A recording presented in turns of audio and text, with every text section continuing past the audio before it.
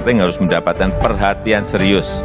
Jadi target 2024, 14% itu bukan target yang enteng. Tetapi kalau kita bekerja dengan serius, lapangannya terkuasai, bekerja sama, kolaborasi, saya kira penurunan angka stunting akan bisa kita lakukan secara signifikan. Ketua pelaksananya ada di Kepala BKKBN. Artinya apa? BKKBN memegang kendali pencegahan stunting mulai saat ini. Stunting menjadi soal penting, urusan kita bersama, dari presiden sampai ibu-ibu di desa. Lihat, ada jutaan balita dalam kondisi gizi buruk. Apa yang akan terjadi jika kita tak peduli? Ada generasi yang akan susah nanti. Ayo kita peduli. Ayo. Protes. Kenapa lagi protes baru mulai udah protes? Kenapa? Enggak, kenapa hanya ibu-ibu di desa, Om Jo? Kenapa bapaknya nggak disebutin? Ibu-ibu di desa itu hanya mewakili strata sosial. Kan kita sebut presiden itu mewakili orang kota, gitu kan? Oke. Orang kota, jadi, orang kaya. Jadi gitu. bukan berarti bapak-bapak ini tidak bertanggung jawab, bukan. Lepas tangan gitu ya? Ini nih cewek-cewek suka berburuk sangka terhadap laki-laki nih, Pak. Lo bukan, Pak Hasto. Kan ini kan sebenarnya permasalahan isu yang seharusnya semua orang saya mau bilang tanggung jawab, kesannya gimana? Terlibat gitu. Hanya memang ibu-ibu itu kunci ya, kunci sukses juga gitu. Karena kan yang pertama kali kontak dengan bayi memang ibu ya. Jadi yang menyusui, yang ASI dan sebagainya. Dari tapi bapak-bapak harus punya perhatian yang tinggi. Iyalah, bapak-bapak yang mungkin juga nggak mikirin suka merokok begitu kan. Emang berpengaruh, Pak. Misalnya faktor-faktor di luar makanan itu berpengaruh terhadap tumbuh kembang bayi itu sendiri yang menjadi stunting dan lain-lain. Toksik itu kan tadi sudah disebutkan sama Nitya. Kalau rokok itu mempengaruhi, itu kan kalau misalkan ada bayi, ada ibu hamil, kemudian ada perokok, dia sebagai perokok pasif, itu otomatis berpengaruh. Berpengaruh. Tapi ini banyak orang yang sebenarnya tidak termasuk saya ya. Baru saya mau kita sering di luar ya. Ini bedanya apa gitu? Stunting, gizi buruk, busung lapar, macam-macam. Apa bedanya, Pak? Ya sebetulnya kan kalau ngukur bayi itu kan ada membandingkan antara berat badan terhadap tinggi badan. Ya, kalau berat badan terhadap tinggi badan itu kan ada orang yang kemudian kurus sekali misalnya begitu. Nah, ini akhirnya kalau kurus sekali bisa disebut gizi buruk misalnya itu. Tetapi kalau stunting ini kan tinggi badan terhadap umur. Ya, kalau misalkan umurnya dia sudah lahir itu pas lahir itu mestinya panjangnya 48 cm misalnya itu. Tetapi ternyata pas lahir panjangnya tidak 48 cm. Ini kan artinya apa? Artinya panjang badan terhadap umurnya kurang. Nah, ini dikatakan stunted sebetulnya, pendek ya, tetapi stunting itu orang yang pendek disertai dengan pertumbuhan yang sifatnya perkembangan, ya ada intelektualnya, kemampuan orientasinya itu terlambat dibandingkan rata-rata. Nah, kemudian satu lagi konsekuensi stunting itu kalau besok di hari tuanya mudah kena penyakit seperti cardiovascular disease, kemudian juga metabolic disorder, seperti katakanlah tekanan darah tinggi, kemudian stroke, kemudian jantung koroner begitu. Itu jadi orang stunting pasti pendek, tetapi orang pendek belum tentu stunting kan begitu ya. Jadi ya ini supaya orang stunting pasti pendek, tapi orang pendek belum tentu stunting. Karena stunting harus ada 3 tadi ya, pendek, ya kemampuan intelektualnya, ya kemudian prognosis terhadap penyakit di hari tuanya. Tapi orang pendek yang sehat, cerdas kan banyak. Ini tidak stunting. Kemudian ada lagi yang istilahnya underweight. Underweight ini berat badannya terhadap umurnya itu tidak sesuai gitu. Artinya umurnya dengan standar pertumbuhan grafik yang ada ya, Pak ya. Ya, tapi mungkin panjangnya sesuai tapi beratnya enggak, sehingga akhirnya ini berat badan rendah gitu, atau underweight gitu. Nah, ini memang ada terminologi. Kalau tadi kan Pak Bapak bilang bahwa efeknya ini kan jangka panjang ya. Itu kan stunting itu kan benar-benar bisa dibilang masa depan seseorang bisa terenggut karena tidak diperhatikan gitu kan. untuk pemenuhan gizinya, kemudian juga melihat efeknya begitu panjang sampai dewasa nanti. Kalau di Indonesia sendiri kita angkanya sudah berapa persen, Pak? Karena WHO kan bilang 20% itu dianggap masih bisa ditangani oleh sebuah negara. Begitu, batasnya itu ya 20%. Iya, betul. Nah, Indonesia saat ini nih 2021 begitu. Kondisi kita ada di mana sekarang? Ya, memang angka kita itu di 27,67%. 27,6 lewat dong berarti. Lewat dari batas ini, Pak. Dan itu pun ketika sekarang ini pandemi disinyalir angka ini naik, ya meskipun belum disurvei secara resmi ya, tapi proyeksi para ahli bahwa di tahun 2020 ini ada kenaikan karena pandemi. Ya. Karena faktor ekonomi. Faktor ekonomi, kemudian ya banyak lah karena pandemi itu, kemudian banyak juga ketika pandemi ini kan banyak juga anak-anak yang sakit tuh kalau mau lari ke UGD itu ada kadang-kadang ada was-was, jangan-jangan nanti ada COVID gitu ya. Sehingga akhirnya tidak secepat kalau waktu tidak ada pandemi. Penanganannya ya penanganannya ya datangnya. Jadi artinya keluarga ini kalau pas tidak ada pandemi kan anaknya panas dikit Pak lari ke rumah sakit. Panik langsung ya. Kalau sekarang malah panik bawa ke rumah sakit.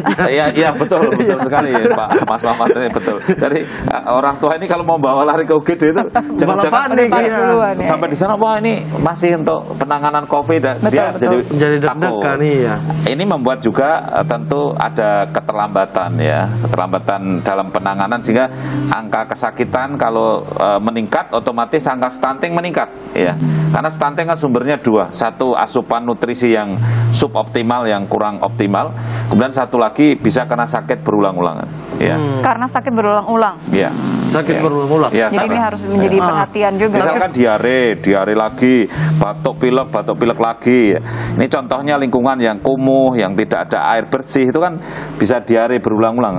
Contohnya sanitasinya buruk. Sanitasi buruk. Itu makanya sanitasi air itu sangat mempengaruhi stunting. Sangat mempengaruhi. Berarti memang sudah waktunya ini menjadi permasalahan yang menjadi prioritas ya Pak ya. Saya no wonder deh kalau misalnya akhirnya kan BKKBN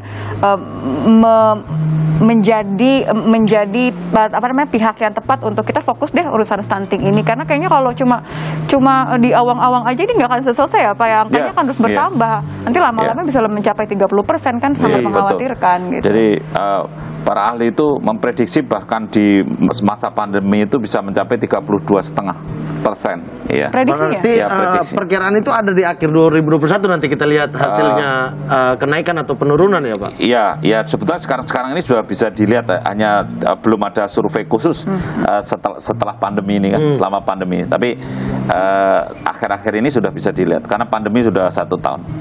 Dan saya kira orientasi kita itu memang kualitas seperti yang selalu didengungkan oleh Pak Presiden Jokowi supaya kita ini menyiapkan SDM yang unggul untuk Indonesia maju, karena ada namanya bonus demografi yang kemudian kalau tidak dimanfaatkan dengan baik, kita itu hanya banyak orang berusia produktif tetapi tidak kerja, tidak produktif, hanya usianya yang produktif.